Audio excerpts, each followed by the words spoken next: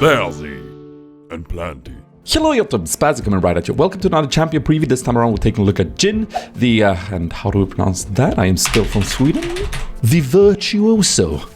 He's primarily considered a marksman. He has a lot of unique abilities, like most new champions does these days. And that's why you're watching this video, because we're gonna break it down to make it simple and understandable. So let's start with the passive. It is called Whisper. Were you tired of 3 stacking abilities? Well, here you go. This passive has 4. Amazing. Nothing makes sense anymore. Jhin has an ammunition system, much like Graves. The first 3 attacks will be normal attacks, but the 4th one will automatically crit and apply an extra bit of damage based on the portion of the target's missing health. So execution. That is nice. When you fire the last bullet, you will start reloading, but you'll also gain a little bit of a movement speed buff for a short moment. The final part about this passive is about stats, so try and focus. Jhin cannot gain attack speed or crit chance by any items in the game. Instead, crit chance on items will give you a percentage of your total AD.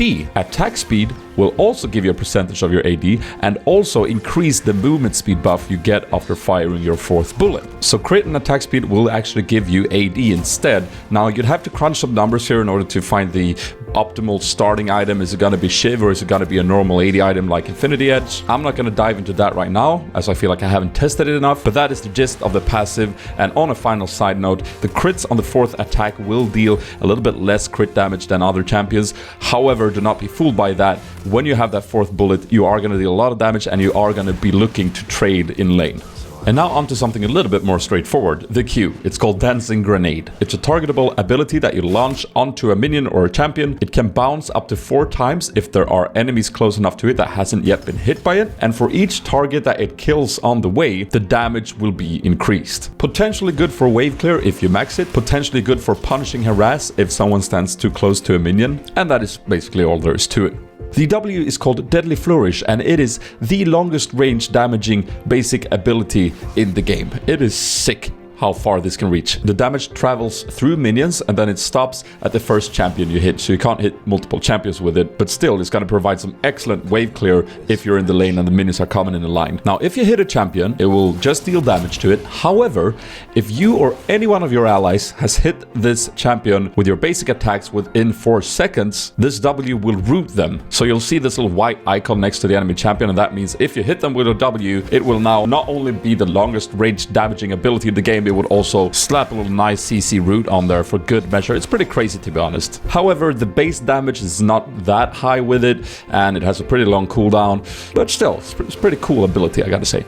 The E is called Captive Audience. It is a trap ability. More specifically, it's an invisible trap that you place. You can store up to 2 of them, and when a champion steps on it, it reveals the area. It applies a little small AoE slow to the area, and after 2 seconds, it detonates in an explosion that deals a lot of damage. Seriously, it's a lot. The slow is usually not strong enough to keep the champions in the area to get the explosion onto them. However, remember the little white passive that we talked about applied by your auto attacks. This ability also applies that, which means that if you're ready for them, you can prepare your W, fire it up prematurely. When they step on the trap, they immediately get rooted and the damage explosion from the E will be secured. And again, it's a lot of damage. One thing that wasn't mentioned in the reveal is that there's a passive to this E called Beauty in Death. Whenever Jhin gets the killing blow on a champion, it leaves behind this little flower that reveals the area, slows enemies, and then detonates for damage. Kinda cool. Finally, we've gotten to the ultimate. It's called Curtain Call. When you click this ability, the camera sort of zooms out. You become stationary and you're channeling, and then you can fire 4 projectiles that stops at the first champion you hit. It will slow the champion and it will deal physical damage to them, which is increased by a percentage of their missing health as well. And the 4th shot will crit for 200% damage. Oh yeah. The usage of this ultimate is going to be a little bit varied. You might want to use it prematurely to fight. You might want to use it as a cleanup afterwards.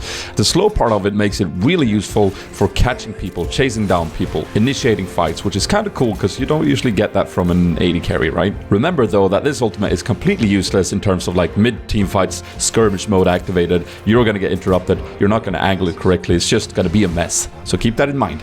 So there you have it. Those are the abilities, and my initial thoughts are just, man, I can't wait to try this in mid lane. I mean, I'm looking at his kit and I'm just really excited. You have an ultimate that is sort of like a little bit like Serath, which, you know, I love. I have a lot of queries in my mind as to which ability will be best to max. Sure, W is insane in terms of like the range, but the Q has a better consistent wave clear. Meanwhile, the E is pure burst. Fun fact, E actually stacks if you put 2 traps on top of each other, so you can potentially set this up, prepare for when the enemy jungler is coming to gank you, and then just burst him down immediately. It's gonna be great. I hope this video clarified a few things for you. I hope that you sort of got a grasp of his kit. If you have any questions, leave them in the comment box below. I'll try and answer as many as I can, and if I don't get to it, one of my fellow viewers will. If you did enjoy this video, feel free to award me with a little bit of a like, because I do enjoy it. You can also subscribe to my channel. I release 3 videos a week. Most of them are League of Legends related. You won't be disappointed. Thank you very much for watching. This has been Spazzy, and I am out. Dudes!